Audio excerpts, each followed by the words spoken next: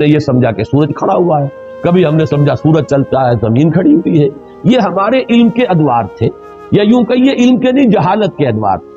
لیکن آج علم انسانی یہاں تک پہنچ گیا کہ کوئی شے کھڑی نہیں ہے، ہر شے تیرتی ہے. اب معلوم ہوا قرآن مجید میں ایک سے زائد جگہ پر آیا کل فی فلک یسبحون، ہر شے اپنے مدار کے اندر اپنی سطح کے اوپر تیرتی.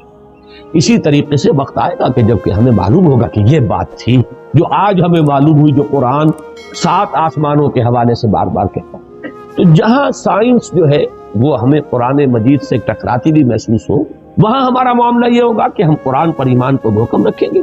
ہم سمجھیں گے یہ آیت متشابہات میں سے ہے، اس کا مفہوم ابھی ہم نہیں سمجھ سکتے، لیکن ہمارا ایمان آمنا بہ کل من عند ربنا، یہ پورا قرآن متشابہات ہو یا محکمات ہو ہمارے رب کی طرف سے ہے، ہم سب پر ایمان رکھتے ہیں. اور لیکن جہاں جہاں وہ تطبیق ہوتی چلی جا رہی ہے، انسانی علم نے جو بھی آگے ایڈوانس کیا ہے، آگے بڑھا ہے علم، اور واقعہ یہ ہے کہ آدمی کو چکر آتا ہے. کروڑوں میل کا سفر کر کے آپ کا ایک راکٹ جا رہا ہے اور سیکنڈوں کا فرق بھی نہیں پڑتا. کتنی راتیں گزر گئیں، کتنے سال گزر گئے. 11 سال کے اندر وہ پہنچا تھا وہاں، جو وہ آخری ہمارا اس جو کنبہ ہے سورج کا، اس کا جو سب سے آؤٹ موسٹ جو ہے اس تک پہنچا ہے. 11 برس میں سن 77 کا چلا ہوا، سن 88 میں پہنچا. لیکن پورا حساب کتاب صحیح جو یہاں پر بیٹھ کر کیلکولیٹ کیا گیا تھا اسی کے مطابق وہ وہاں پہنچا. تو یہ انسان کی ترقی جو ہے، یہ یوں سمجھیے کہ سٹیگرنگ انسان کا چکر آتا ہے کہ کہاں تک انسان پہنچ گیا. اب اس علم کو آپ نظر انداز کیے رکھیں، اس سے کوئی گفتگو ہی نہ ہو، وہ بس اور آپ چلتے رہیں. وہی پرانے مفسرین نے جو کچھ کہہ رہے، وہ پرانے مفسرین وہ خائن نہیں تھے، بددیانت نہیں تھے، لیکن کیا کرتے، ان کے پاس معلومات کا ذخیرہ ہی نہیں. ابھی وہ معلومات کا اتنا لمبا چوڑا ذخیرہ ان کے پاس موجود ہی نہیں، جو کچھ تھا اسی کے اوپر کام کر رہے. تو سائنٹیفک معاملات میں یہ سمجھ لیجئے، میری اب تک کی سوچ کا جو حاصل ہے وہ میں نے آج آپ کو بتایا ہے. اول تو میں شدید اختلاف کر رہا ہوں تنزلات کا جو فلسفہ ہے اہل تصوف کے ہاں، وہ تنزلات ذات قرار دیتے ہیں، ذات باری تعالیٰ کے تنزلات ہیں، معاذ اللہ ثم معاذ اللہ ثم معاذ.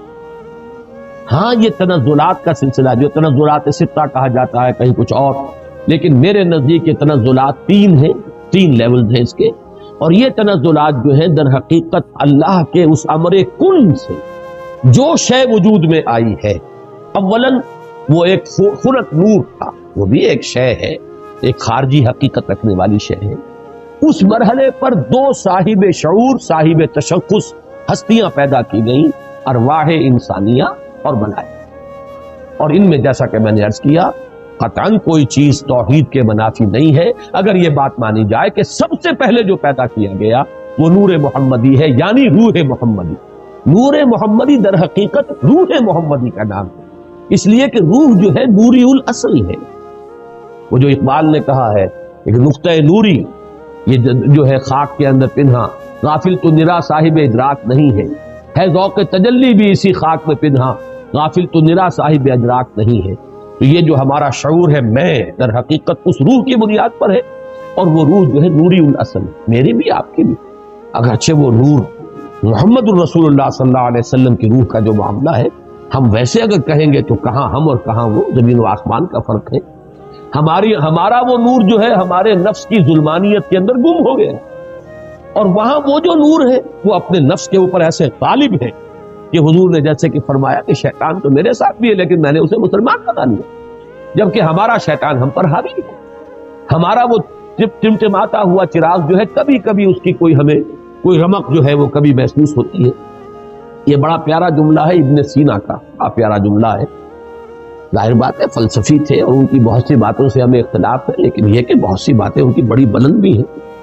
یہ جملہ نوٹ کرایا تھا ہمیں مولانا منتخب الحق صاحب مرحوم نے، جو ایک مرتبہ ہمارے یہاں محاضرات میں بھی آئے تھے، میرے استاد تھے جب میں ایم اے اسلامیات کر رہا تھا کراچی. تو ان کا جملہ تھا، پورا تو مجھے اب یاد نہیں ہے، کہ اگر تم یہ چاہتے ہو کہ تمہیں بھی انوار ربانی سے کوئی حصہ ملے، فجاہد فی خلواتک، تو اپنی خلوتوں میں تنہائیوں میں مجاہدہ کرو، مراقبہ کرو، ارتکاز توجہ کرو.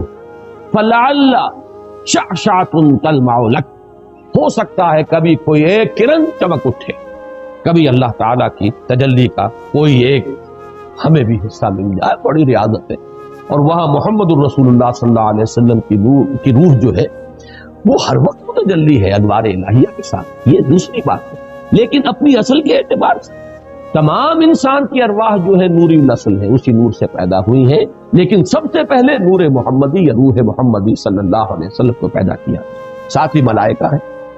پھر یہ تنزل کا دوسرا مرحلہ آ رہا ہے، اب فلک نور میں بڑے بڑے ایکسپلوژن کے ذریعے سے، اور غالباً بگ بینگ جو ہے وہ جو بھی کچھ دیکھا ہے، میں نے کئی مرتبہ بات کہی ہے کہ یہ جدید فلسفی ہوں یا جدید سائنسدان ہوں، ان کی جہاں تک ایکویٹی آف آبزرویشن کا تعلق ہے، بڑی ایکیوٹ آبزرویشن ہے، انہوں نے غور بہت کیا ہے، سوچا ہے، تو بہت چیزیں انہوں نے دیکھی، اگرچہ ان کی تعبیر، توجیہ اور ان میں کیا ربط و تعلق ہے، اس میں ٹھوکریں کھا گئے۔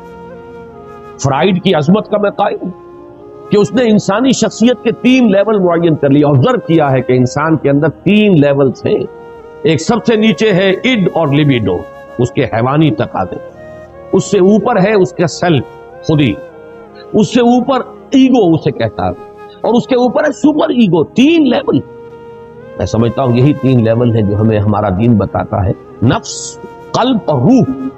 البتہ یہ کہ اس کی تعبیر کچھ اور ہے، وہ سپر ایگو کو سمجھتا ہے کہ وہ معاشرے کے زیر اثر کچھ نارمز ہوتے ہیں، کچھ اثرات ہوتے ہیں جو انسان کو ہانٹ کرتے رہتے ہیں، یہ نہ کرو، یہ نہ کرو، یہ کرو، یہ چیز جو ہے اس کے اوپر سپر ایگو جو ہے اس کی ایگو کے اوپر مسلط رہتی ہے، اسے پریشان کیے رکھتی ہے۔ ہمارے نزدیک وہ روح ہے در حقیقت، جس کے اندر ایک جو ارج ہے وہ اللہ کی طرف توجہ کی ارج ہے، اللہ کا قرب حاصل کرنے کی ارج ہے، وہ انسان کو اوپر اٹھانا چاہتی ہے۔ یہ نفس امارہ جو ہے، حیوانی وجود، یہ انسان کو نیچے کھینچ رہا ہے، پستی کی طرف لے جانا چاہتا ہے، پست خواہشات اور زمینی تمناؤں اور آرزوؤں کے اندر گرفتار رکھتا ہے۔ درمیان میں وہ قلب ہے، اگر اس قلب کے اوپر یہ اڈ یا لیبیڈو جو ہے یہ غالب آ جائے تو انسان نرا حیوان بن کر رہ گیا، اس کا انسان مر گیا۔ اگر روح غالب ہو گئی تو کیا کہنے دیں، پھر یہ ہے وہ شے جو مطلوب ہے، روح غالب رہے تو گویا کہ اب روح مرکب ہے، اور یہ نفس جو ہے یہ گھوڑے کے مانند ہے جس پر سواری کر رہا ہے۔ یہ میں نے عظمت صوم میں بھی یہ سارے مضامین بیان کیے ہیں، حقیقت انسان میں بھی۔ بہرحال یہ ہے جنات کے بارے میں جو میرا تصور ہے، اور چونکہ ان میں روح نہیں ہے، میں جو بات عرض کر رہا تھا وہ رہ گئی تھی، پھر دوبارہ یاد آ گئی۔ میں نے جو 3 لیولز معین کیے، ان میں سے پہلا لیول جو ہے نور، ملائکہ، ارواح، یہ عالم امر ہے، اور 2 لیول نار والا، ناری کروں کا، اور یہ خاک اور زمین کا، اور زمینی حیوانات اور زمینی نباتات، اور انہی میں سے ایک انسان، یہ عالم خلق ہے۔ عالم امر میں ٹائم ایلیمنٹ ہے ہی نہیں، روح کو کوئی وقت درکار نہیں ہے، یہاں سے کروڑوں میل جانے کے لیے کوئی وقت درکار نہیں، نہ روح کو نہ فرشتے کو کوئی وقت درکار نہیں۔ یہ عالم امر ہے، اس کی شان یہ بیان ہوئی ہے، انما امرہ اذا اراد شیئا فانما یقول له کن فیکون، نو ٹائم ایلیمنٹ whatsoever۔ اور یہی عالم امر ہے جس میں کہ فرشتے اور روح انسانی کا ایسا ربط ہوتا ہے، فرشتہ وحی لاتا ہے تو روح ہے در حقیقت نبی کی اور رسول کی جو اسے ریسیو کرتی ہے۔ جیسے کہ آپ کو معلوم ہے کہ آپ کی فضا کے اندر اس وقت جو بھی ٹرانسمیشن ہو رہی ہے ریڈیو کی، ٹیلی ویژن کی، وہ تو فضا میں موجود ہے، آپ کے پاس بھی تو ایک آلہ ہونا چاہیے جو اسے کیچ کرے۔ آپ کے ریڈیو ہے، ریڈیو میں والوز لگے، وہ اسے کیچ کر رہے ہیں، ٹیلی ویژن ہے، اس میں وہ میکینزم ہے جو کیچ کر رہا ہے، فضا میں تو ہے۔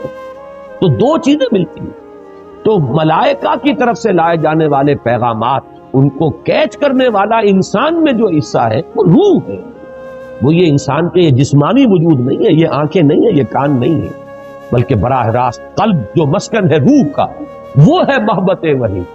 فَإِنَّهُ نَزَّلَهُ عَلَىٰ قَلْبِكَ، اے نبی جبریل نے تو اس کو نازل کیا آپ کے قلب پر۔ یہ در حقیقت محبت وحی جو ہے وہ یہ کان نہیں، کان سے نہیں سنتے تھے حضور وحی کی آواز، وہ تو در حقیقت براہ راست بغیر آنکھوں یا کان یا حواس ظاہری کے کوئی وساطت کے براہ راست قلب کے اوپر نزول، اور یہی وہ شے ہے جو جنات میں نہیں ہے۔ لہذا جنات میں کوئی وحی نہیں، جنات میں کوئی نبوت و رسالت نہیں، جنات بھی انسانوں میں جو انبیاء اور رسول آتے رہے انہی کے تابع ہیں۔ اس معاملے میں جیسا کہ میں نے عرض کیا، الحمدللہ کہ ہمارا جو ہے سلف سے متفقہ عقیدہ ہے، لیکن یہ کہ اس دور میں مولانا اصلاحی صاحب نے اس باب میں بھی جیسے فقہ کے معاملے میں رجم کے سلسلے میں بہت بڑی ٹھوکر کھائی ہے، اسی طریقے سے اس معاملے میں بھی بہت بڑی ٹھوکر کھائی ہے۔ اللہ تعالیٰ انہیں اپنی رائے پر نظر ثانی کرنے کی اور اس سے رجوع کرنے کی توفیق عطا فرمائے۔ اب یہ ہے وہ فلسفہ جنات کا۔ اس میں ایک بات کہ جو ان دونوں مقامات کے سمجھنے کے لیے اور اس سے پہلے بھی قرآن مجید میں بار بار یہ مضمون آیا ہے، اس کے حوالے سے اور جان لیجئے، وحی یا احکام و اوامر خداوندی کا نزول فرشتوں کے ذریعے ہوتا ہے۔ فرشتوں کا جبکہ وہ فرشتے وحی کو لے کر نازل ہوتے ہیں یا احکام خداوندی کو، یہ جو جنات ہیں ان میں سے کچھ اوپر جا کر تلقی کر لیتے ہیں، کچھ شان گن لے لیتے ہیں، فرشتوں کی آپس کی گفتگو سن لیتے ہیں، اس سے جو حقائق اور واقعات انہیں معلوم ہوتے ہیں وہ اس دنیا میں آ کر جو کاہن قسم کے لوگ یا عامل قسم کے لوگ، کاہن قسم کے لوگ، کہانت کا جو بازار دنیا میں چلتا رہا اور کاروبار ہوتا رہا، وہ اس اعتبار سے ہوتا تھا۔ اور آج دنیا میں جو اسپرچوئلزم کے نام سے ہو رہا، یہ یورپ کے اندر ایک بڑا فلسفہ ہے، بڑا فن ہے۔ وہ آپ کے والد کی روح کو بلوا لیں گے اور وہ والد کی روح آ کے کہے گی بھائی میں تمہارا والد ہوں، وہ یاد کرائے گی کہ میں دیکھو اس اعتبار سے پہچانو، ہے اس واقعے کو ساری چیزیں وہ بیان کرے گا، اور لوگ سمجھتے ہیں کہ ہمارے والد کی یا والدہ کی یا دادا کی یا دادی کی روح اب تک کرا۔ یہی شیاطین ہیں در حقیقت کہ جو دھوکہ دے رہے ہیں اور گمراہ کر رہے ہیں انسانوں کو، اور یورپ کی اسپرچوئلزم کا بھی در حقیقت پورا میکینزم انہی جنات کے حوالے سے۔ فرشتے کبھی اس کاروبار میں ملوث نہیں ہو سکتے، وہ بہت مقدس ان کی ہستی ہے اور وہ اس طرح کے معاملات سے منزہ ہے، اعلیٰ اور عرفہ ہے، لیکن جنات کے اندر یہ سارا دھندا موجود۔ یہ جو خبریں لینے کے لیے دور تک جاتے تھے اور سمائے دنیا تک ان کی رسائی ہے، یہ جو سب سے نیچے آسمان ہے اس تک، یہاں تک یہ پہنچ سکتے ہیں۔ اب اس کی حقیقت ابھی ہم پر منتشر نہیں، میں بھی نہیں جانتا کہ اس سے مراد کیا ہے سمائے دنیا۔ آیا ہم نظام شمسی جہاں ختم ہوتا ہے اسے سمائے دنیا کہیں؟ ہو سکتا ہے ایک توجیہ ہے کہ ایک دنیا کا یہ جو سولر سسٹم ہے اس کا ایک حد آ جائے کہ سولر سسٹم کی شاید وہ سمائے دنیا ہو۔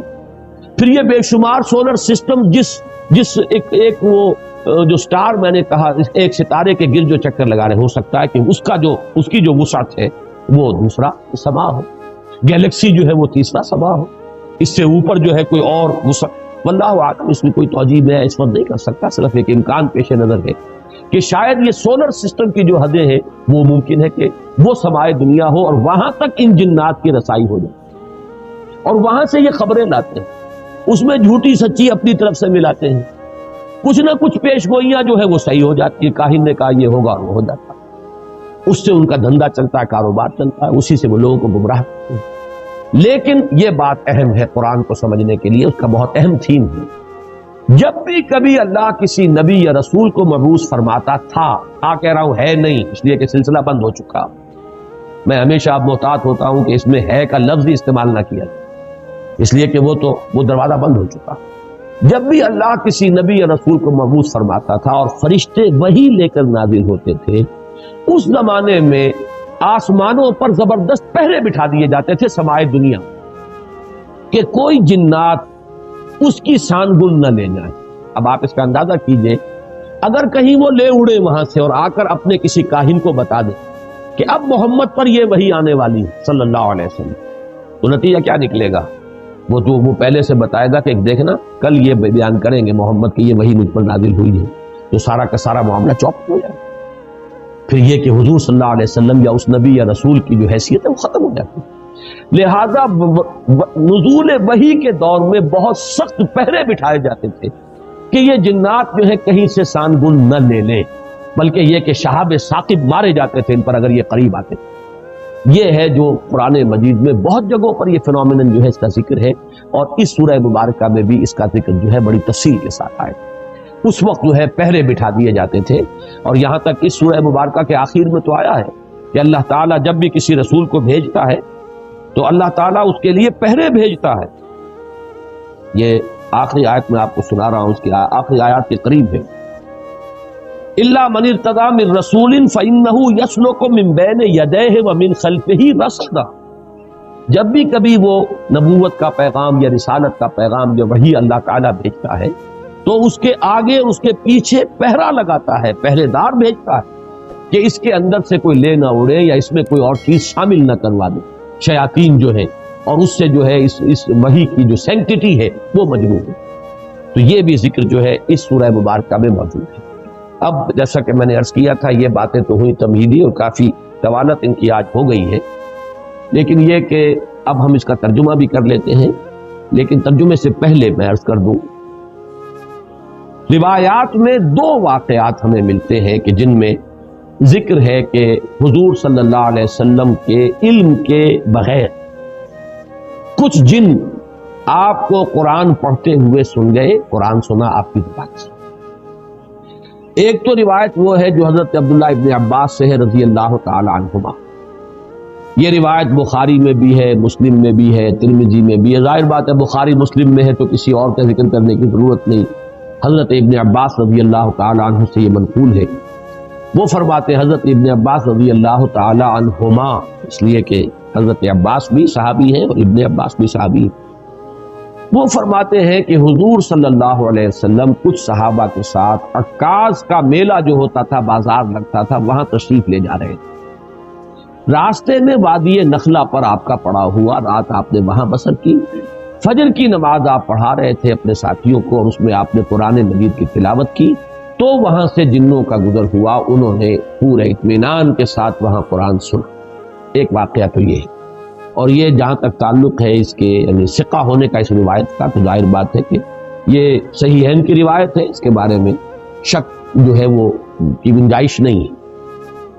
دوسری روایت جس کو کہ زیادہ تفسیری روایات میں اور سیرت کی کتابوں میں زیادہ نقل کیا گیا وہ یہ ہے کہ حضور جب سن 10 نبوی میں طائف سے واپس آ رہے ہیں، جب مکے میں فیصلہ ہو گیا تھا ابو طالب کے انتقال کے بعد کہ اب محمد کو قتل کر دیا جائے صلی اللہ علیہ وسلم، تو حضور طائف گئے تھے اور طائف میں آپ نے وہاں کے 3 سرداروں سے ملاقاتیں کی. بہرحال وہاں سے تو جواب جو ہے کوئی ان کو آپ کو پازیٹیو یا مثبت جواب نہیں ملا. واپس آ رہے تھے اور سخت ترین دن آپ پر وہ گزرا، وہ معلوم ہے آپ کو.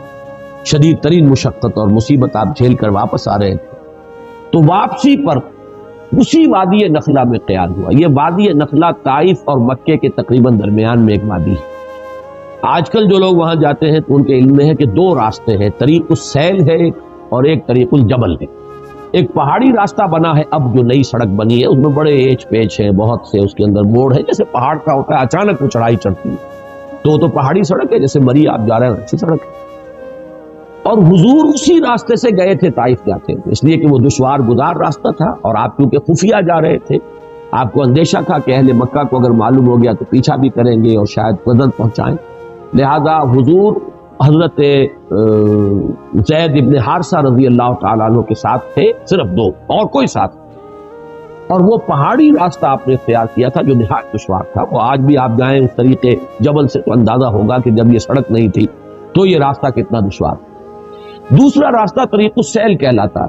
وہ طریق السیل جو ہے وہ بہت ہی یوں سمجھیے کہ گریجولی وہ اس کی چڑھائی ہے یا اترائی ہے. مکے سے طائف کی طرف جائیں گے تو چڑھائی ہے اور طائف سے مکے کی طرف آئیں گے تو اترائی ہے.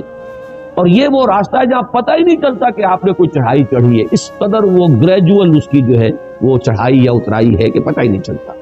اس راستے میں وہ نخلا کا مقام آتا ہے، وہ وادی نخلا جس میں حضور کا قیام ہوا ہے. یہ دونوں حدیثیں اس پر متفق ہیں کہ جو طائف سے واپسی پر بھی اگر یہ واقعہ ہوا ہے کہ فجر کی نماز میں آپ نے قرآن پڑھا اور جنوں نے سنا تو بھی وہ نخلا کا مقام ہے. اور اگر وہ آپ اس سے پہلے کہیں خود تبلیغ کے لیے جا رہے تھے صحابہ کے ساتھ اور اس میں عکاظ کے میلے میں، اس لیے کہ اس کا تو ہمیں روایات سے ثبوت ملتا ہے کہ چونکہ ایک بڑا میلہ لگتا تھا وہاں پر، بازار جیسے ہاٹ ہوتے ہیں ایسٹ پاکستان میں اور مختلف پنجاب میں دیہات میں بھی بازار لگتے ہیں اور پٹھانوں کے علاقے میں بھی اس طرح کا وہاں ایک میلہ لگتا تھا، بازار بھی میلہ بھی. اس میں کچھ وہ بھی ہوتے تھے، شعر و شاعری کے مقابلے بھی ہوتے تھے، اس میں فنون کے مقابلے بھی، اس میں کشتیاں بھی، اس میں خرید و فروخت بھی، اس میں دلچسپی کا سامان بھی. تو حضور وہاں تبلیغ کے لیے گئے ہیں، اس موقع پر بھی جا رہے تھے تب بھی یہ واقعہ جو ہے یہ وادی نخلا میں ہوا ہے. اس میں اب 2 روایات ملتی ہیں. سوالات اب یہ پیدا ہوتے ہیں کہ آیا یہ جو سورہ جن میں واقعہ بیان ہوا، سورہ احقاف میں بیان ہوا، آیا یہ 2 واقعے ہیں یا ایک ہے؟ بعض حضرات کی رائے یہ کہ ایک ہی واقعہ ہے جو 2 جگہ بیان ہوا. بعض حضرات کی رائے کہ نہیں، یہ 2 واقعے بالکل علیحدہ ہیں. میری رائے جو ہے جتنا بھی میں نے غور کیا ہے سمجھا ہے اس دوسری رائے کے ساتھ ہے یہ دو علیحدہ علیحدہ واقعے. نمبر 2 کہ پہلا واقعہ جو ہے وہ یہ ہے جو اب ہم پڑھ رہے ہیں سورہ جن. اس کا میرا اندازہ ہے کہ یہ سن 4, 5 یا 6 نبوی اس میں ہوا. یہ دور وہ تھا جب کہ حضور پر نہایت شدت کے ساتھ سختی ہو رہی تھی. صحابہ پر تو جو کچھ ہو رہا تھا وہ ہو رہا تھا, حضرت بلال پر, حضور پر بھی وہ جو نقشہ سورہ معارج کے اندر بھی آیا ہے فَمَا لِلَّذِينَ كَفَرُوا قِبَلَكَ مُهْطِعِينَ عَنِ الْيَمِينِ وَعَنِ الشِّمَالِ عِزِينَ. اس کا جو میں نے آپ کو پوری تفصیل بیان کی تھی کہ وہ جھپٹتے تھے جیسے کہ ہلاک کر دیں گے, مار دیں گے, ٹکا بوٹی کر دیں گے. اور حضرت ابو بکر ایک موقع پر آڑے آئے ہیں تو پھر انہیں مارا, اور انہیں اتنا مارا ہے کہ وہ یہ سمجھ کر چھوڑا ہے کہ یہ اب فوت ہو چکے. اس قسم کا واقعہ جو ہے اس سورہ مبارکہ میں بھی آتا ہے کہ ان لوگوں کا حال یہ ہے وَأَنَّهُ لَمَّا قَامَ عَبْدُ اللَّهِ يَدْعُوهُ كَادُوا يَكُونُونَ عَلَيْهِ لِبَدًا. حال یہ ہو گیا ہے کہ جب اللہ کا ایک بندہ کھڑا ہوتا ہے اللہ کو پکارنے کے لیے, اللہ سے مناجات کرنے کے لیے, نماز پڑھنے کے لیے, تو ایسا ہوتا ہے, محسوس ہوتا ہے کہ یہ پل پڑیں گے اس کے اوپر, جم غفیر ہجوم کر کے جو ہے اس کے اوپر حملہ کریں. تو یہ سورہ معارج کی آیات اور سورہ جن کی یہ آیت جو ہے یہ ایک دوسرے سے بہت مشابہ ہے. اور یہ صورتحال میں تفصیل سے سورہ معارج میں عرض کر چکا ہوں کہ یہ ہے سن 4 سے سن 6, 7 نبوی. ابھی ہجرت نہیں ہوئی ہے, یہ آغاز وحی سے جو سن شمار ہوتے یہ اس دور کا واقعہ. جبکہ وہ واقعہ جو ہے دوسرا اس کا ذکر سورہ احقاف, وہ سن 10 نبوی کا واقعہ ہے. وہ تو اس کے بارے میں شک ہو ہی نہیں سکتا کہ وہ سفر طائف جو ہے وہ سن 10 نبوی میں. دوسرا آپ یہ دیکھیں گے کہ اس واقعے میں جو جن تھے وہ جن یا تو مشرک تھے یا عیسائی تھے. اس واقعے میں جو جن تھے وہ حضرت موسیٰ اور تورات کے ماننے والے. یہ دونوں جو ہے ترجمہ کریں گے تو یہ چیزیں واضح ہو جائیں گی. اب آئیے ترجمہ کیجئے تیزی کے ساتھ.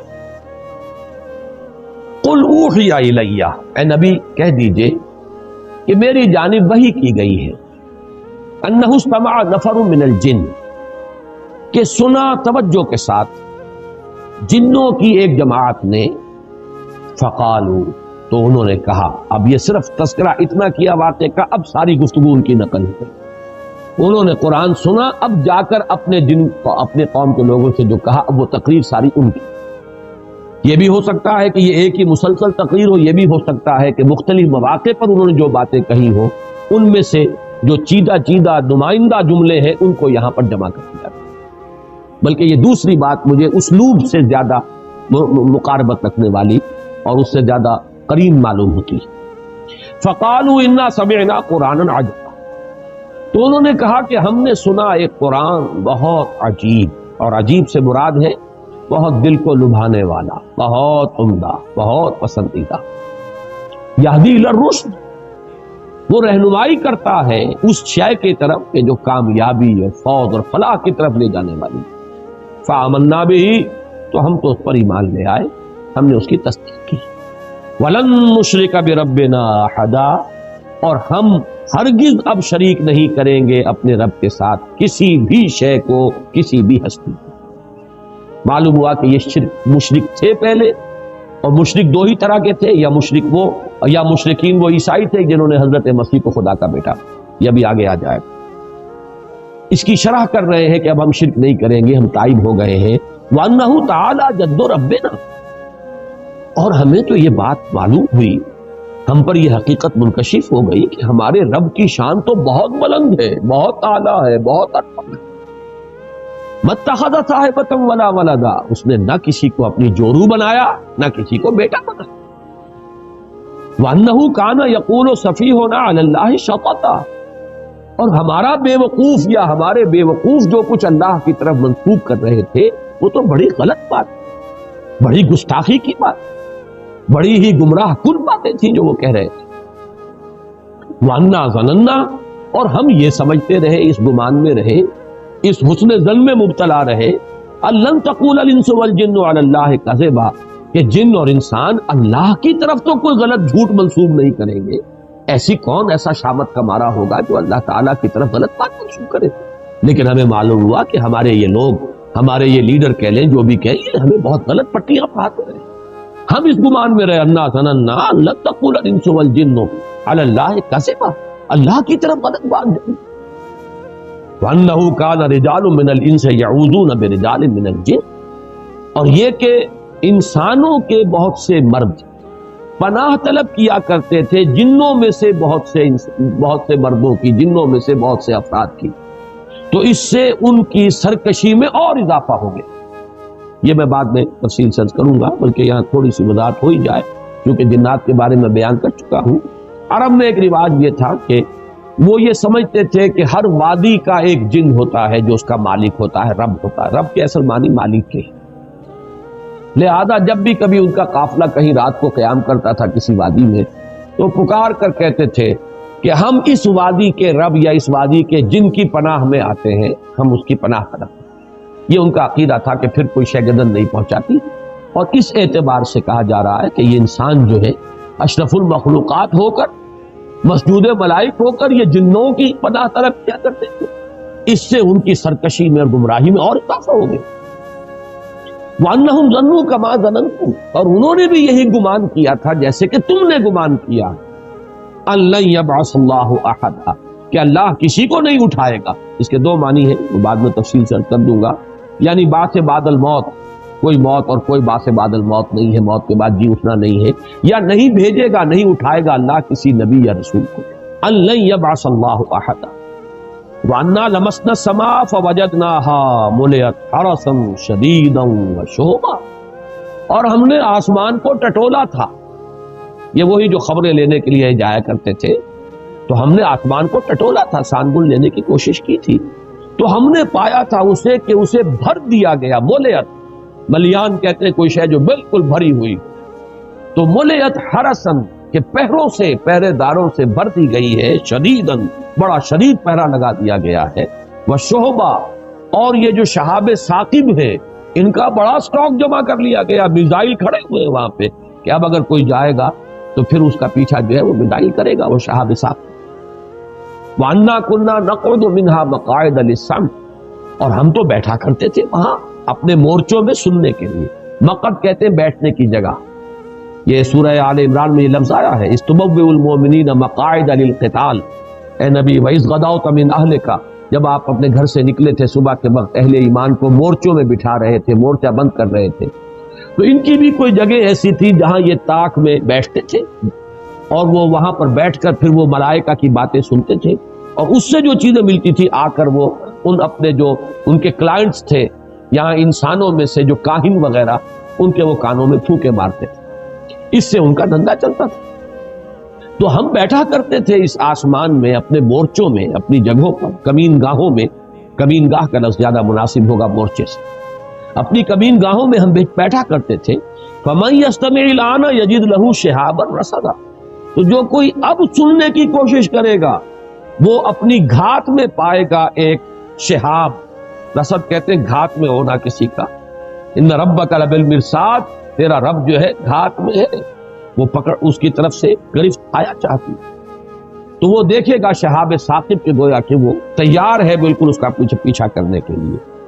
وَأَنَّا لَا نَدْرِي أَشَرٌّ أُرِيدَ بِمَنْ فِي الْأَرْضِ أَمْ أَرَادَ بِهِمْ رَبُّهُمْ رَشَدًا، اور یہ کہ ہمیں یہ معلوم نہیں ہے، ہم یہ نہیں جانتے کہ آیا زمین والوں کے ساتھ جو زمین میں بس رہے ہیں ان کے ساتھ کسی شر کا ارادہ کیا گیا ہے، ام اراد بہم ربہم رشدا، یا ان کے رب نے ان زمین والوں کے ساتھ، انسانوں کے ساتھ کسی بھلائی کا، خیر کا، رشد کا ارادہ فرمایا، یہ ہم نہیں جانتے کہ نتیجہ اس کا کیا نکلے گا۔ وَأَنَّا مِنَّا الصَّالِحُونَ وَمِنَّا دُونَ ذَلِكَ، اب وہ آپس میں گفتگو کر رہے ہیں، دیکھیں ہم میں بھی کچھ صالح بھی ہیں یا تھے، رہے ہیں، اچھے لوگ بھی رہے ہیں جنوں میں، اور کچھ دوسرے قسم کے لوگ بھی ہیں۔ اب یہاں اشرار کا لفظ نہیں لائے، یہ ہے حکمت تبلیغ، دون ذالک، کچھ اچھے لوگ بھی ہیں، شریف بھی ہیں، لیکن کچھ دوسری قسم کے بھی ہیں، اس سے کمتر لوگ بھی ہیں۔ کنا طرائق قددا، ہم تو بہت سے طریقوں میں بٹے ہوئے تھے، بہت سے فرقوں میں تقسیم ہو گئے تھے، طرح طرح کا ہر ایک کا اپنا، کل حزب بما لدیہم فرحون، ہم نے بھی اپنے مشرب اور مسلک بنا لیے تھے۔ وَأَنَّا ظَنَنَّا، اور ہم نے یہ بات اچھی طرح جان لی، پورا یقین ہمیں ہو گیا، لن نعجز اللہ فی الارض، کہ ہم اللہ کو نہ تو زمین کے اندر ہرا سکیں گے، عاجز کر سکیں گے، یعنی اللہ کی پکڑ سے اپنے آپ کو بچا سکے. وَلَن نُعْجِزَهُ هَرَبًا، نہ ہی کہیں بھاگ کر کائنات کے اندر جو ہے کہیں ہمارے لیے چھپنے کی جگہ. وَأَنَّا لَمَّا سَمِعْنَا الْهُدَىٰ آمَنَّا، اور ہم نے تو بھائی جب یہ ہدایت والی بات سنی ہے، یہ رہنمائی ہم نے سنی ہے، ہم تو ایمان لے آئے. فَمَن يُؤْمِن بِرَبِّهِ فَلَا يَخَافُ بَخْسًا وَلَا رَهَقًا، تو جو کوئی بھی اپنے رب پر ایمان لائے گا اسے کوئی خوف نہیں ہوگا، کوئی اندیشہ نہیں اسے کرنا چاہیے، نہ اس کا کہ اس پہ کوئی کمی کی جائے گی اور نہ اس کا کہ اس پر کوئی زیادتی کی جائے. لا يخاف بخسا ولا رہقا. وَأَنَّا مِنَّا الْمُسْلِمُونَ وَمِنَّا الْقَاسِطُونَ. اب ذرا بات کو کھولا اور دیکھو، ہم میں سے مسلم بھی ہیں، فرما بردار بھی ہیں، اور قاسطون بھی ہیں، نا انصاف بھی ہیں، زیادتیاں کرنے والے بھی ہیں. فمن اسلم، تو جو اسلام لایا، جس نے کہ اطاعت قبول کی، فاولئک تحروا رشدا، تو انہوں نے تو رشد اور ہدایت اور کامیابی اور سعادت جو ہے اس کو حاصل کر لیا، اندازہ کر کے اس کا پتہ چلا لیا. واما القاسطون فکانوا لجہنم حطبا، اور یہ بھی جان لو کہ جو ظالم ہیں، ظلم کرنے والے ہیں، زیادتی کرنے والے ہیں، تو وہ تو پھر جہنم کا ایندھن بن کر گئے. یہ ہے وہ 15 آیات، یہ ہے ان کا کلام کہ جو انہوں نے اپنی قوم سے کیا ہے. اب ذرا آ جائیے، میں چاہتا ہوں کہ وہ بہت مختصر ہے، دوسرا مقام جو ہے سورہ احقاف کا، اس میں صرف 4 آیتیں ہیں.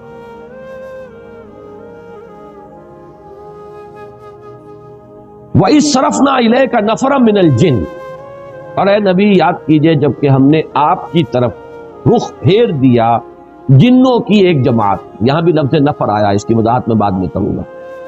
جنوں کی ایک جماعت، ایک گروہ کو آپ کی طرف پھیر دیا، آپ کی طرف رخ کیا. یستمعون القرآن، وہ پوری توجہ کے ساتھ قرآن سنتے رہے. فلما حضروہ، تو جب وہ وہاں موجود تھے، سن رہے تھے، قالوا انصتوا، انہوں نے ایک دوسرے سے کہا خاموش، پوری توجہ سے سنو. اب دیکھیں یہ وہی 2 الفاظ ہیں جو قرآن میں آئے، اذا قرئ القرآن فاستمعوا له وانصتوا. جب قرآن پڑھا جا رہا ہو تو پوری توجہ کے ساتھ کان لگا کر اسے سنو اور خود خاموش ہو. وہی انہوں نے آپس میں کہا تو چپ ہو جاؤ، خاموش ہو جاؤ، توجہ سے سنو. بہت اعلیٰ کوئی کلام ہے جو اس وقت یہ صاحب جو ہیں یہ پڑھ رہے ہیں. فلما حضروہ قالوا انصتوا فلما قضی، جب وہ قرات پوری ہو گئی، ختم ہو گئی، فجر کی نماز تھی، حضور نے نماز ختم کر لی. ولوا الی قومہم، تو وہ اب چلے گئے پیٹھ موڑ کر اپنی قوم کی طرف. منذرین، انہیں بھی خبردار کرنے کے. قالو، اور وہ خبردار کرنا کیا تھا؟ کہا انہوں نے، یا قومنا، اے ہماری قوم، انا سمعنا کتابا انزل من بعد موسیٰ، ہم نے سنی ہے ایک کتاب جو نازل کی گئی ہے موسیٰ کے بعد، یعنی تورات کے بعد. مصدقا لما بین یدیہ، اور وہ تصدیق کرتے ہوئے آئی ہے اس کی کہ جو اس کے سامنے موجود ہے، یعنی تورات کی تصدیق کرتے ہوئے آئی ہے. تورات کی تکذیب نہیں کرتی، تصدیق کرتی ہے. یہدی الی الحق، اور وہ تو حق کی طرف رہنمائی کر رہی ہے، صحیح راستہ دکھانے والی ہے، ہدایت جو ہے دینے والی ہے. وَإِلَىٰ طَرِيقٍ مُسْتَقِيمٍ، سیدھے راہ کی طرف رہنمائی فرمانے والی ہے. یا قومنا اجیبوا داعی اللہ، اے ہماری قوم، لبیک کہو اللہ کی طرف بلانے والے کی پکار پر. لبیک کہو، لبکو، فوراً تصدیق کرو، فوراً ایمان لاؤ. یغفر لکم من ذنوبکم، اللہ تعالیٰ بخش دے گا تمہارے گناہوں میں سے. یہ بات سورہ نوح میں آ چکی ہے، من ذنوبکم، یعنی جو ایمان لانے سے پہلے کے گناہ ہیں وہ سب معاف ہوتا ہے. اس کے بعد کا معاملہ جو ہے وہ ایک نیا حساب کتاب وہ شروع ہوگا. وَيُجِرْكُم مِّنْ عَذَابٍ أَلِيمٍ، اور تمہیں چھٹکارا دے دے گا دردناک عذاب سے اگر تم ایمان لاؤ گے اس کتاب پر اور اس داعی اللہ کی دعوت جو ہے اس کی پکار پر لبیک کہو گے. وَمَن لَا يُجِبْ دَاعِيَ اللَّهِ، اور جو کوئی اللہ کی طرف پکارنے والے کی پکار پر لبیک نہیں کہتا، فَلَيْسَ بِمُعْجِزٍ فِي الْأَرْضِ، تو وہ پھر اللہ کو عاجز کرنے والا نہیں ہے زمین میں. وَلَيْسَ لَهُ مِن دُونِهِ أَوْلِيَاء، اور نہیں ہے اس کے لیے اللہ کے سوا کوئی مددگار اور پشت پناہ. اولئک فی ضلال مبین، یقیناً وہ تو کھلی گمراہی کے. یہ 4 آیات ہیں سورہ احقاف کی، اور یہ 15 آیات ہیں سورہ جن کی. پھر ذہن میں تازہ کر لیجئے پہلا سوال یہ ہے، آیا یہ دونوں ایک ہی واقعے کی دو تفصیلیں ہیں یا یہ دو علیحدہ واقعے؟ میری رائے یہ ہے کہ یہ دو علیحدہ واقعے۔ پہلا واقعہ زمانی اعتبار سے جو سن 4 سے سن 7 تک اس عرصے میں کہیں ہوا ہے، جبکہ فزیکل پرسیکیوشن اپنے پورے عروج کو پہنچ چکی تھی، اس وقت یہ واقعہ ہوا ہے۔ اور یہ واقعہ جیسے کہ روایت میں آیا ہے جو صحیح بخاری، صحیح مسلم وغیرہ میں موجود ہے، حضرت عبداللہ ابن عباس رضی اللہ تعالیٰ عنہما سے، یہ حضور جب تشریف لے جا رہے تھے صحابہ کی ایک جماعت کے ساتھ عکاظ کے میلے کی طرف، تو رات کا پڑاؤ جو ہے وادی نخلا میں ہوا اور وہاں آپ نے فجر کی نماز میں پڑھا۔ یہ واقعہ ہو، اس میں جو جن ہیں صاف اندازہ ہو جاتا ہے کہ انہیں کوئی خاص اندازہ نہیں تھا، صرف انہیں یہ پتا چلا تھا کہ آسمانوں پر پہرا لگ گیا ہے، کوئی خاص بات ضرور ہے، کہیں شاید کسی نبوت کا ظہور ہوا ہو، کوئی خاص معاملہ ضرور ہے، ورنہ یہ پہرے نہیں ہوتے تھے، ہم تو یہاں بیٹھا کرتے تھے، سان گن لیتے تھے، کاہنوں کو جا کے کانوں کے اندر پھونکے مارتے تھے، ہمارا دھندا چل رہا تھا، یہ پہرے جو لگ گئے ہیں کوئی خاص واقعہ۔ اب وہ تلاش کے اندر نکلے ہوئے ہیں کہ اچانک ان کا گزر وہاں سے ہو گیا، ان پر پورا عقدہ کھل گیا اور انہوں نے پہچان لیا کہ یہ اللہ کے نبی ہیں، اور یا تو وہ عیسائی تھے، حضرت عیسیٰ کے ماننے والے، اور وہ عیسائی کے جو تثلیث کے قائل ہیں، جنہوں نے اس وقت کی جو تثلیث تھی، یہ بھی جان لیجئے، اس میں دو تثلیثیں ہیں دنیا میں، ایک تثلیث ہے اللہ اور حضرت مریم اور حضرت عیسیٰ، یہ تثلیث تھی ابتدائی تثلیث، اور ایک تثلیث ہے خدا اور روح القدس اور بیٹا یعنی حضرت مسیح، یہ دو تثلیثیں ہیں ان کے ہاں۔ تو یہاں جو فرمایا گیا یہ وہ تثلیث ہے کہ جس کا انہوں نے کہا کہ ہم تو یہ سمجھ چکے کہ ہمارے رب کی شان اس سے بہت اعلیٰ اور ارفع ہے کہ وہ کسی کو جورو بنائے یا بیٹا بنائے، تو ہو سکتا ہے کہ وہ جو عقیدہ تثلیث جو تھی عیسائیت کی اس کے اوپر وہ تھے، یا پھر وہ مشرکین تھے، اس لیے کہ مشرکین نے بھی، جو مشرکین عرب تھے انہی کے دین پر تھے وہ، اس لیے کہ وہ فرشتوں کو خدا کی بیٹیاں کہتے تھے، اور انہوں نے جو بات سمجھی ہے پوری طرح تفصیل سے بیان کی ہے۔ جبکہ یہ جو دوسرا واقعہ ہے یہ سن 10 نبوی کا ہے، جبکہ حضور طائف سے واپس تشریف لے جا رہے تھے، طریق السیل سے جا رہے تھے، وادی نخلا میں آپ نے قیام فرمایا، وہی فجر کا وقت ہے اور وہاں وہ آئے ہیں، اور وہاں آپ کو بین السطور صاف نظر آ رہا ہے کہ وہ جو جن تھے وہ کافی چیزوں سے واقف تھے، موسیٰ کے جاننے والے تھے، کتاب کے جاننے والے تھے، گویا کہ وہ اس اعتبار سے کوئی وہ زیادہ ناواقف لوگ نہیں تھے، البتہ اس گمان میں تھے کہ شاید اب یہ آخری کتاب تھی تورات کی، اور شاید آخری تھے نبی موسیٰ، اب ان کے بعد شاید کوئی اور نبی آنے والے نہیں ہیں، لیکن چونکہ باقی سارا تصور ان کا مکمل، لہذا فوراً وہ ایمان لائے اور فوراً انہوں نے داعی کی حیثیت اختیار کر لی اور جا کر اپنی قوم کو جس قدر زوردار انداز کے اندر دعوت دی ہے۔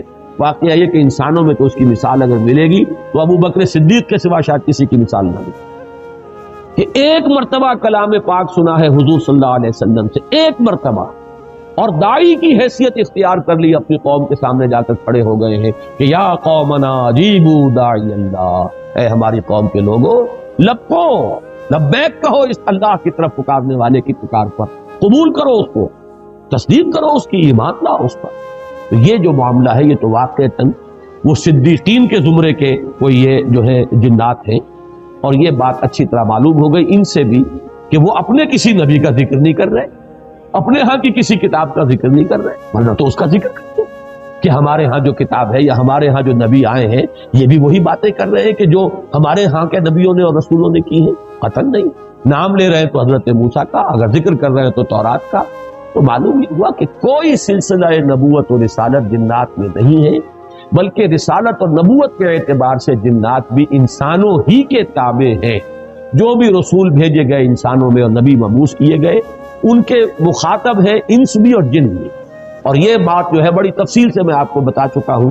سورہ رحمان تو ہے ہی پوری کی پوری اس پر مسلسل تخاطب تسنیہ کے صیغے سے، فَبِأَيِّ آلَاءِ رَبِّكُمَا تُكَذِّبَانِ یا معاشر الجن والانس ان استطعتم ان تنفذوا من اقطار السماوات والارض فانفذوا لا تنفذون الا بالکل تسنیہ سنفرغ لکم ایھا الثقلان، اے وہ دو بھاری مخلوقوں ہم عنقریب تمہارے لیے فارغ ہوا چاہتے۔ تو سورہ رحمان کو پڑھ کر بھی اگر وہ بات واضح نہیں ہوئی تو معلوم ہوتا ہے کہ ذہن کے اوپر کسی غلط فکر کا، غلط سوچ کا، غلط نظریے کا کوئی بہت ہی دبیز اور کوئی بہت ہی بھاری حجاب جو ہے وہ پڑ گیا ہے، ورنہ وہ حقیقت بالکل علم نشرہ ہوتی۔ اور سب سے بڑی بات یہ کہ امت کا اجماعی عقیدہ ہے، پوری امت کا 1400 برس کا، اس سے اصل میں ہٹ کر راہ نکالنا جو ہے در حقیقت وہی ہے کہ جو چیز انسان کے لیے جو اس کی گمراہی کا سب سے بڑا سبب بنتی ہے۔ اب آئیے ذرا ایک ایک لفظ پر بھی ہم ذرا تھوڑا سا غور کریں۔ قل اوحی الیہ، یہ سب سے پہلے لفظ قل پر غور کیجئے، حضور کو یہ وحی کیوں کی گئی، کیوں کہا گیا کہ اس واقعے سے آپ اپنے ان لوگوں کو خبردار ہیں؟ یہ اس لیے کہ معلوم ہو جائے کہ جیسی سرکشی اے قریش تم کر رہے ہو، جن گمراہیوں میں تم مبتلا ہو، اسی قسم کے سرکش، اسی قسم کے گمراہی میں مبتلا جنات بھی تھے، لیکن دیکھو ان کے ایک گروہ نے اس کلام کو سنا ہے اور وہ ایمان لی، انہوں نے تصدیق کی۔ تم اپنی بدبختی پر غور کرو ذرا کہ تم کہاں کھڑے ہو، تم سوچنے کے لیے تیار۔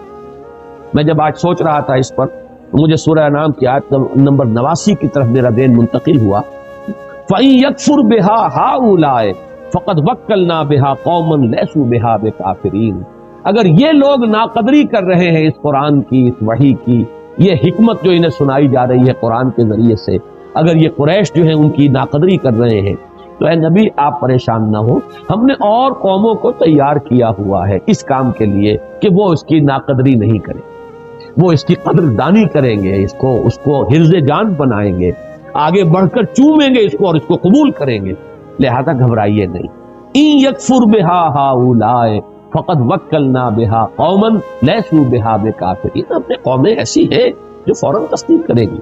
اب ان میں اشارہ انصار مدینہ کی طرف بھی ہو سکتا ہے اور دوسری اقوام کی طرف بھی ہو سکتا ہے، پھر ان میں اشارہ ان کی طرف بھی ہے، تو یہ بھی ایک مثال ہے۔ قل کہہ دیجئے ان سے، اوحی الیہ، یہ اوحی الیہ سے اشارہ ہو رہا ہے اس بات کی طرف کہ یہ بات حضور کو خود معلوم نہیں ہے۔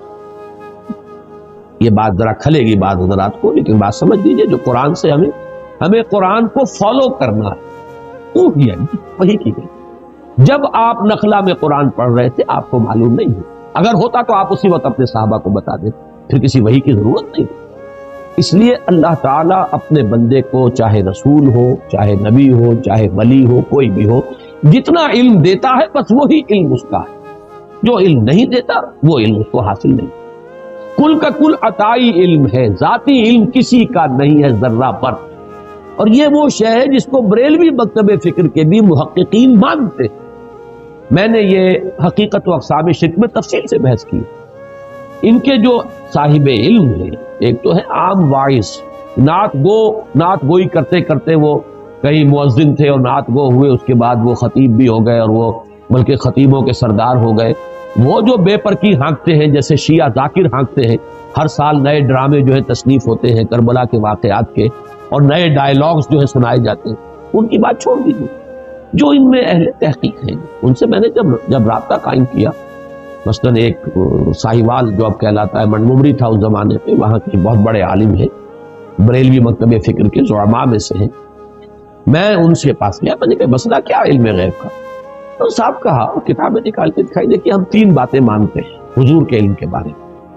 حضور کا علم حادث ہے، قدیم نہیں ہے۔ حضور کا علم محدود ہے، لا محدود نہیں۔ حضور کا علم عطائی ہے، ذاتی نہیں۔ بات 3 باتیں مان لیجئے تو بات ختم ہو گئی۔ اب جھگڑا کرتا باقی رہ گیا یہ کس کا علم تھا کس کا نہیں تھا، یہ ہم کون فیصلہ کر دیں؟ کیا چیز معلوم تھی کیا نہیں معلوم تھی، ہم نہیں ناپ سکتے حضور کے علم کو۔ البتہ جہاں پہ ایسے اشارے مل جاتے ہیں اس سے بات سمجھ میں آتی ہے کہ یہ بات آپ کو از خود معلوم ہوئی ہوتی تو وحی کی ضرورت نہیں تھی، کہ آپ کے علم میں ہوتا کہ فرشتے موجود، یہ جنات آئے ہوئے ہیں اور یہ میری بات سن رہے ہیں، قرآن سن رہے ہیں، اور انہوں نے جا کر یہ باتیں صراحت کے ساتھ۔ وہاں پر بھی یہی ہے سورہ احقاف میں کہ اللہ تعالیٰ فرما رہے ہم نے بھیج دیا تھا، ہماری مشیت کے تحت آئے تھے، از خود نہیں آئے تھے۔ اس صرفنا الیک نفرا من الجن، ہم نے رخ پھیر دیا کچھ جنوں کی ایک جماعت کا کہ وہ آپ کی طرف آئی اور قرآن اس نے سنا۔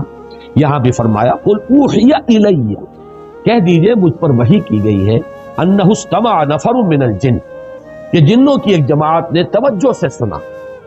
استماع کو نوٹ کر لیجئے، سمع یسمع کے معنی ہے مجرد سننا، اور استماع یستمع باب افتعال بنے گا استماع، اس کے معنی پورے توجہ سے کان لگا کر دھیان سے سننا۔ فاستمعوا له وانصتوا، نفر کی جو کے لفظ کا اطلاق ہوتا ہے عربی میں 3 سے 10 تک، اور روایات میں معلوم ہوتا ہے بعض میں کہ یہ 9 تھے، بعض میں 7 کا حصہ تھا، واللہ اعلم۔ فقالوا انا سمعنا قرانا عجبا، تو انہوں نے کہا کہ ہم نے سنا ایک قرآن، ایک پڑھی جانے والی شے، قرآن کے معنی پڑھی جانے والی شے، پر ہم نے سنی وہ عجبا۔ اب یہ عجب جو ہے یہ مصدر، عجیب صفت مشبہ ہوتی ہے، عجیب، لیکن عجیب کے لفظ کو چھوڑا گیا عجبا، اور جب مصدر آتا ہے بطور صفت تو اس کے اندر بہت مبالغہ ہوتا، بہت عجیب۔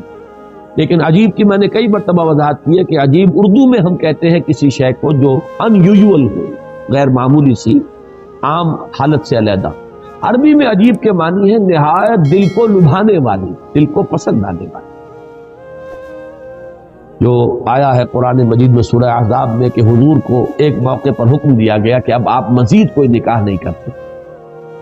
وَلَوْ أَعْجَبَكَ حُسْنُهُنَّ، چاہے کسی خاتون کا حسن جو ہے آپ کو بہت ہی پسند آ جائے، دل کو لبھائے، لیکن اب نکاح کی آپ پر پابندی، آئندہ آپ کوئی اور نکاح نہیں کریں۔ تو یہ عجب جو ہے در حقیقت یہ لفظ جو ہے عجیب، تو یہ کسی عجیب و غریب شے کو نہیں کہتے بلکہ دل کو لبھانے والی، بہت پسند آنے والی۔ ہم نے سنا ایک قرآن جو بڑا ہی دل کو لبھانے والا تھا۔ یہدی الی الرشد، رشد یہاں پر آیا ہے سبیل الرشاد کے معنی میں، جیسا کہ سورہ مومن کی آیت نمبر 39 میں وہ راستہ، رشد جو ہے بڑا جامع لفظ ہے۔ آپ 4 الفاظ بار بار دیکھیں گے قرآن میں، فوز فائزون سے بنا، فلاح جس سے مفلحون بنا، سعید یعنی خوشبخت، اور یہ رشید جس سے بنا ہے رشد۔ رشد، فوز، فلاح، ویسے تو اب الفاظ جب بولتے ہیں تو اس کو ہم اس طریقے سے جمع کر لیتے ہیں، ان میں سے ہر ایک کا اپنا ایک مفہوم ہے۔ تو اس میں رشد کا لفظ جو ہے اس میں بہت سی چیزیں جمع ہو جاتی ہیں، خوبی، نیکی، بھلائی، علم، سچائی، یہ تمام چیزیں جمع ہوں گی تو رشد۔ یہدی الی الرشد یعنی یہدی الی سبیل الرشاد، فآمنا بہ، تو ہم اس پر ایمان لے آئے، ولن نشرک بربنا احدا، یہ لام نون کے ساتھ جو نفی آتی ہے عربی زبان میں انتہائی تاکیدی، عزم مصمم ہے، اب ہم اپنے رب کے ساتھ کسی کو شریک نہیں۔ اس میں اندازہ ہو رہا ہے کہ کس قدر انہیں پچھتاوا ہوا ہے کہ ہم کن حماقتوں میں مبتلا ہیں، ہم کن گمراہیوں کے اندر جو ہے وہ ہم گرفتار ہیں، کن وادیوں میں بھٹکتے رہے ہیں، ہم پر تو حقیقت منکشف ہوئی۔ اللہ تعالیٰ یہی جذبہ ہمیں عطا فرمائے کہ ہم بھی کبھی اپنی سابقہ زندگی پر اس اعتبار سے پشیمان ہو، جتنی پشیمانی ہوگی اتنے ہی درجے میں عزم ہوگا اصلاح کا، اور ارادہ بنے گا اپنے آپ کو بدلنے کا۔ تو یہ در حقیقت ان کی اس پشیمانی کا جو ہے ایک پیمانہ ہے، فلن نشرک بربنا احدا وانہ تعالی جد ربنا ما اتخذ صاحبۃ ولا ولدا، ہمارے رب کی شان تو بہت بلند ہے۔ یہ جد کا لفظ ہماری ثنا میں آتا ہے، سبحانک اللہم وبحمدک، تعالی جدوں کا، تیری شان بہت بلند ہے۔ انہ تعالی، یہی لفظ ہے وہاں پر ثنا میں، ہمارے رب کی شان بہت بلند ہے، اس سے بہت اعلیٰ عرفہ منزہ ہے کہ وہ کسی کو جورو بنائے یا بیٹا بنائے۔ یہ بات سمجھ لیجئے، یہ چیز اللہ کے شایان شان میں کیوں نہیں؟ اس لیے کہ یہ شرک کی بدترین صورت ہے۔ اقسام شرک میں اس کو تفصیل سے بیان کرتا ہوں، میرے کیسٹس بہت پھیلے بھی ہیں، عام جو ہے، اور بہت پسند کیے گئے الحمدللہ۔ اس لیے کہ بدترین شرک شرک فی الذات بنتا ہے، باقی شرک فی الصفات ہے، شرک فی الحقوق ہے، شرک فی العبادت ہے، یہ شرک فی الذات ہے، سب سے زیادہ مکروہ شرک، اللہ کا سب سے زیادہ غضب اس پر بھڑکتا، جیسے کہ سورہ کہف کی آیات، وَيُنذِرَ الَّذِينَ قَالُوا اتَّخَذَ اللَّهُ وَلَدًا مَا لَهُم بِهِ مِنْ عِلْمٍ وَلَا لِآبَائِهِمْ كَبُرَتْ كَلِمَةً تَخْرُجُ مِنْ أَفْوَاهِهِمْ إِنْ يَقُولُونَ إِلَّا كَذِبًا فَلَعَلَّكَ بَاخِعٌ نَفْسَكَ عَلَىٰ آثَارِهِمْ إِن لَّمْ يُؤْمِنُوا بِهَٰذَا الْحَدِيثِ أَسَفًا۔ اس سے بھی کہیں زیادہ پرجلال انداز ہے وہ سورہ مریم میں، وَقَالُوا اتَّخَذَ اللَّهُ وَلَدًا وَقَالُوا اتَّخَذَ الرَّحْمَٰنُ وَلَدًا لَقَدْ جِئْتُمْ شَيْئًا إِدًّا تَكَادُ السَّمَاوَاتُ يَتَفَطَّرْنَ مِنْ فَوْقِهِنَّ يَتَفَطَّرْنَ مِنْهُ وَتَنشَقُّ الْأَرْضُ وَتَخِرُّ الْجِبَالُ حَتَّىٰ أَن دَعَوْا لِلرَّحْمَٰنِ وَلَدًا وَمَا يَنبَغِي لِلرَّحْمَٰنِ أَن يَتَّخِذَ وَلَدًا۔ پہاڑ گر پڑنے کو ہے، زمین شک ہونے کو ہے، آسمان پھٹ پڑنے کو ہے، اس گستاخی پر کہ انہوں نے اللہ کے لیے کہا ہے کہ بیٹا اس نے بنا، اور اللہ کے شایان شان ہی نہیں کہ بیٹا بنائے، آخر کیا بنے گا؟ تجزیہ کیجئے، بیوی در حقیقت کسی کے نوع سے ہوتی ہے، لہذا بالکل برابر ہے۔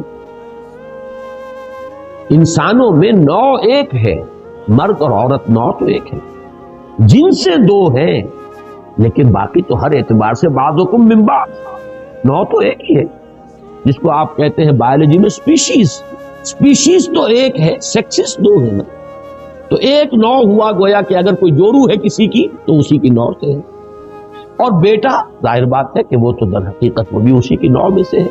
بیٹا جو بھی ہوگا، آخر گھوڑے کے ہاں جو پیدا ہوگا گھوڑا ہے، گدھے کے ہاں جو پیدا ہوگا گدھا ہے، انسان کے ہاں جو پیدا ہوگا انسان، تو اللہ کے ہاں جو پیدا ہوگا وہ اللہ ہے۔ یہ ہے در حقیقت شرک کی وہ بدترین صورت کہ ہر اعتبار سے اللہ کے ساتھ بالکل مساوی کر دینا والا معاملہ جو اس شرک میں آتا ہے کہ اس کے لیے کسی کو جورو یا اس کے لیے کسی کو بیٹا قرار دیا جائے، اولاد قرار دیا، وہ تو بالکل نوع ہی ایک ہو گئی، ایک درجہ ایک، سید زیادہ سید ہے، مغل زیادہ مغل ہے، راجپوت کا بیٹا راجپوت ہے، تو اللہ کا بیٹا تو مکمل اللہ ہے، بالکل برابر کا ہے، کفو ہے، ہم پلہ ہے، مد مقابل۔ تو یہ ہے در حقیقت انہو تعالی جد ربنا، ہمارے رب کی شان بہت بلند ہے، وہ اس سے بہت اعلیٰ اور عرفہ ہے۔ وَمَتَّخَذَ صَاحِبَةً وَلَا وَلَدًا وَأَنَّهُ كَانَ يَقُولُ سَفِيهُنَا عَلَى اللَّهِ شَطَطًا، یہ سفیہ جو ہے یہ واحد کے لیے بھی آتا ہے اور جمع کے لیے، یہ بھی ہو سکتا ہے ان کا ہمارے ہاں کے بڑے بدھو اور بڑے یہ جو بنے پھرتے تھے ہمارے گرو گھنٹال، ہمارے لیڈر، ہمیں بڑی غلط پٹیاں پڑھاتے رہے، اور انہوں نے ہمارے ان بے وقوفوں نے اللہ پر جو ہے بڑی غلط باتیں جو ہے جڑی ہیں اور غلط ان کے اللہ کی طرف منسوخ کیا کہ اللہ نے کسی کو بیٹا بنا لیا اور اللہ نے کسی کو جو ہے اپنا برابر کا درجہ دے دیا ہے۔ تو یہ شیطان لعین کی طرف بھی اشارہ ہو سکتا ہے، اس کی ذریت معنوی اصل بھی مجموعی طور پر بھی مراد ہو سکتی ہے۔ وَأَنَّهُ كَانَ يَقُولُ سَفِيهُنَا عَلَى اللَّهِ شَطَطًا وَأَنَّا ظَنَنَّا لَن تَقُولَ الْإِنسُ وَالْجِنُّ عَلَى اللَّهِ، یہ ہے وہ سادہ لوحی، بہت اہم ہے یہ آیت۔ اکثر و بیشتر عوام الناس اسی سادہ لوحی میں مارے جاتے ہیں۔ آپ کا عام بیچارہ بریلوی جو ہے وہ کیا سمجھے، وہ تو اپنے مولوی کی بات سنتا ہے، اپنے وائس کی بات سنتا ہے، وہ یہ گمان نہیں کر سکتا کہ یہ تو دھوکہ دین کے اللہ کے کام۔ اسی طریقے سے کوئی شیعہ ہے، اسی طرح قادیانی ہے، قادیانیوں کا ہر شخص تو ان میں سے ریسرچ نہیں کرتا، ہر شخص قرآن مجید کی جو ہے تحقیق نہیں کرے گا کہ ختم نبوت کے کیا معنی ہے کیا نہیں ہے۔ اب جو بھی ان کے ہاں ان کے وہ بٹگر ہیں، ان کے گرو گھنٹال ہیں، جو پڑھاتے ہیں وہ اپنے اسی خیال کے اندر یہ کس طرح میں دھوکہ دیں گے، کیوں دھوکہ دیں گے؟ تو عوام الناس دھوکہ کھاتے ہیں اپنے رہنماؤں سے، اور اسی وجہ سے کھاتے ہیں کہ وہ یہ گمان نہیں کر سکتے کہ ہمیں دھوکہ کس لیے دھوکہ دیں گے، اللہ کے اوپر کوئی غلط بات کریں گے۔ وَأَنَّا ظَنَنَّا أَن لَن تَقُولَ الْإِنسُ وَالْجِنُّ عَلَى اللَّهِ كَذِبًا، ہم نے یہ گمان کیا، ہم اس خوش فہمی میں رہے، ہم یہی سمجھتے رہے کہ جن اور انس ایک دوسرے کے بارے میں جھوٹ بول دیں، اللہ کے بارے میں جھوٹ بول دیں، وہ جس کو کہتے ہیں فارسی میں کہ بازی بازی بارش بابا ہم بازی، یہ تم کھیل کر رہے ہو، استہزاء کر رہے ہو کہ اپنے باپ اور دادا کی داڑھیوں کے ساتھ بھی کھیل کرو گے، بارش بابا ہم بازی۔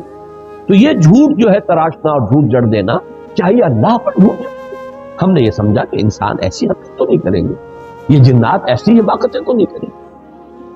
وَأَنَّهُ كَانَ رِجَالٌ مِّنَ الْإِنسِ يَعُوذُونَ بِرِجَالٍ مِّنَ الْجِنِّ فَزَادُوهُمْ رَهَقًا، اور یہ کہ بہت سے مرد جو تھے یا انسانوں میں سے بہت سے لوگ وہ پناہ طلب کرتے تھے جنوں میں سے لوگوں کی، اس سے ان کی سرکشی میں اور اضافہ ہو گیا۔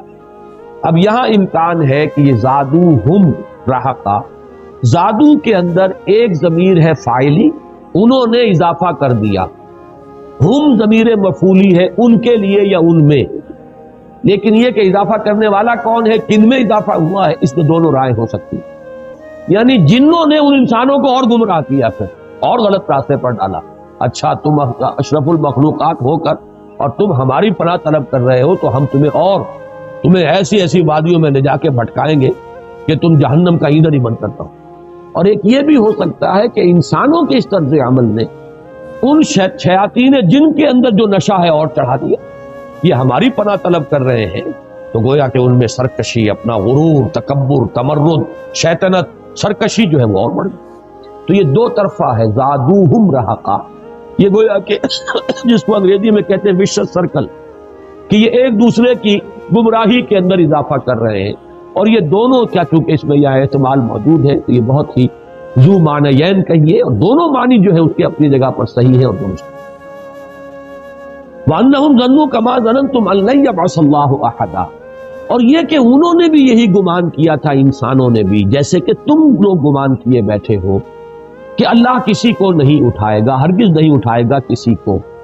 ہمارے جدید مفسرین میں سے اکثر نے مراد لیا ہے کہ یہ بعث بعد الموت ہے، اس کے بعد کہ جیسے تم سمجھتے ہو کہ بس مرنے کے بعد کوئی زندگی نہیں، کوئی اٹھایا نہیں جانا ہے، کوئی حساب کتاب نہیں ہے، ویسے ہی انسان بھی اس حماقت میں مبتلا ہے۔